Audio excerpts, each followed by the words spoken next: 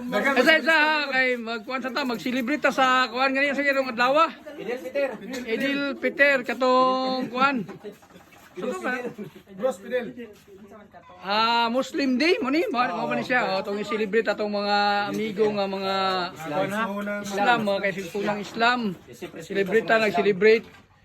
So karong adlaw April 1 araw ng mga Muslim, Idil Peter. Saan Idil Peter? Idil Peter. Kasi sige na. Okay. Pwede na. Bakbak ka na. Sige. Celebrate na to. Manok-manok ta ha. Bawal ang mga kuanon kay halal atong tirada ron halal. Halal ang tirada ha. O sige, manyod to na. Celebrate na to atong mga amigong kuan. Islam. Salamat.